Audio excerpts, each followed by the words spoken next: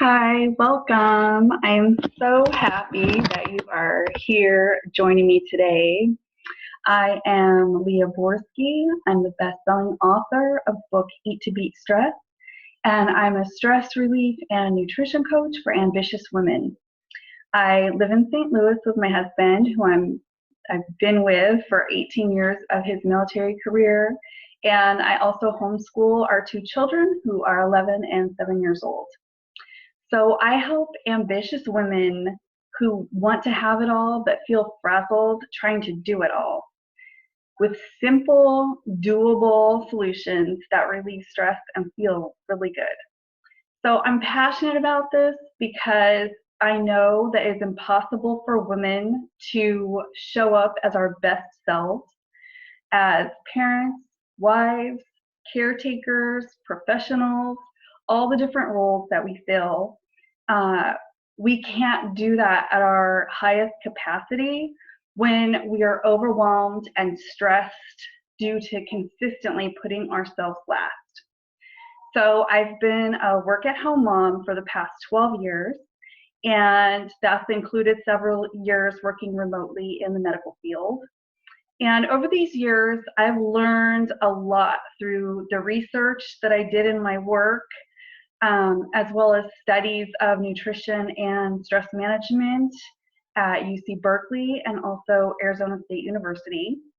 And also through my own experience of overcoming decades of unhealthy habits and perfectionism blocks, plus the guilt and selfish feelings that tend to come pretty standard with motherhood. So my journey started when my son was just a baby, a few months old, and I was working from home. I was typing a medical record for a patient visit, and this is what I did day to day in my medical work. But this particular report would change the course of my life path and my family's future forever. So as I listened to the doctor's voice recording as he described what had happened in his office that day, um, he explained how he had had to go through the process of having family members sign a DNR order, which is a do not resuscitate, which basically means the doctors had exhausted all possible treatment options and there was nothing left that they could do for this patient. And I sobbed as I listened to this report. I was heartbroken for this family. And as I continued the report, the doctor went on to describe simple lifestyle changes that could have created a different outcome for this patient. And it was in that moment that I realized that I did not want that for myself and for my family. I didn't want my son or any future children that we had to grow up and be the ones sitting in that chair in a doctor's office and being told this, that there's no other option. And then to realize that it all could have been avoided if we had just made simple lifestyle changes to take care of ourselves and our health.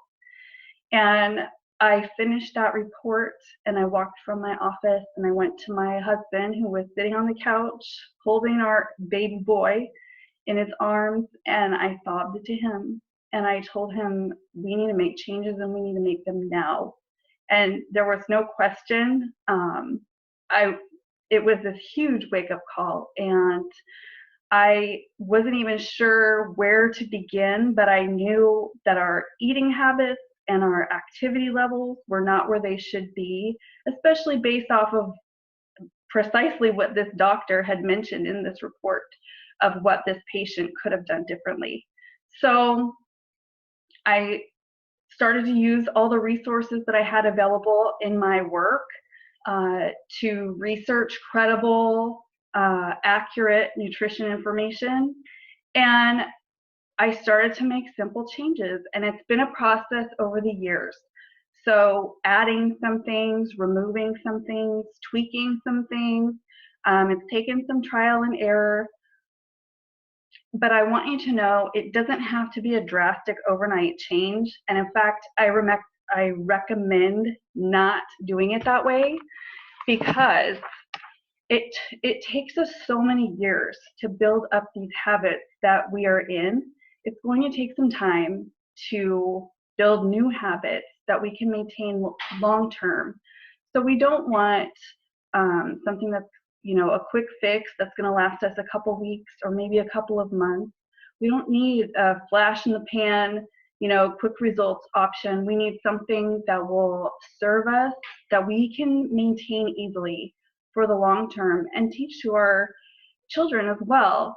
So if feeling like you have to do it all in one big fell swoop, is overwhelming to you, please don't feel that way. It's okay to take it one step at a time, and it's easier that way.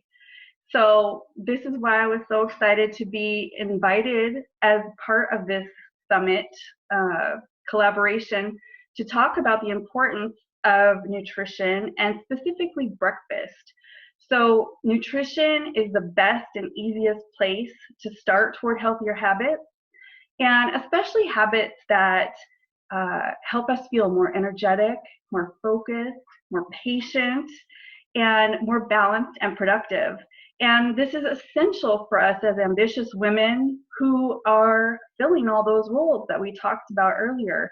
And we're doing it basically 24/7. So I know it doesn't feel easy sometimes. There's a lot of conflicting and misleading information out there, but I'm excited to be here and be able to simplify this for you and share what I've learned and experienced along my own journey.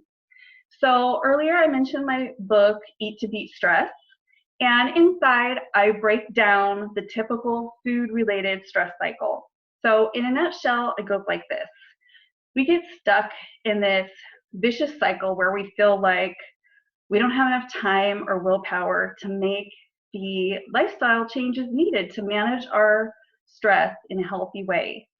So we turn to unhealthy foods like fast food, convenience foods, or caffeine in response to feeling stressed. Crunchy chips when we're anxious. Rich velvety ice cream can feel soothing when we're overwhelmed or frustrated, and coffee or anything sugary when we need a quick energy boost. I know that I've resorted to those in the past, and I'm sure that you can relate also. So what happens is these eating habits result in reduced energy, less ability to fight off illness, and decreased ability to concentrate. It affects our productivity, our work abilities, and also our relationships with our family and our clients and other people that we care about. So whether we're tired, sick, frazzled, and fuzzy-minded, when we're going through all that, of course, we don't have the time or willpower to make healthier choices. So at that point, we're just trying to survive the day and get through. There's no energy left to make intentional, healthy choices. And I'm sure that if you have struggled with stress, then you relate to this, okay? So being in this illness-prone, low energy condition actually contributes to more physical symptoms of stress. So we go right back to those quick fix solutions, the caffeine, sugar, convenience foods, and the cycle continues. So the best way to break the cycle is by starting our morning every day with a nourishing breakfast. And this doesn't need to be time consuming or extravagant. Inside my article attached, I'm explaining how and why breakfast is the best simple step to break that cycle, and even more benefits that breakfast give us throughout the entire day. So I'm sharing a link inside the article also to a powerful resource so you can get started with a nutritious power breakfast every single morning to fuel you and help you throughout the day. Thank you so much for joining me. I'm so glad to have had this opportunity to share with you today. Go ahead and read my article and get the free resource that's attached inside. It's called 3-Minute Power Breakfast. It's a quick, simple recipe book that you can use right away to start feeling more energy and balance and patience and focus and be more productive in all the things that you're striving to achieve. Also, I'd like to invite you to join my free Facebook group exclusively for ambitious women. It's called Nurtured for Success. And I look forward to seeing you there and connecting with you there. And I thank you again for joining me. I look forward to meeting you and hearing your feedback about how healthy, easy breakfasts are helping you with your day and your ambitions and your success. Thanks so much. Bye-bye.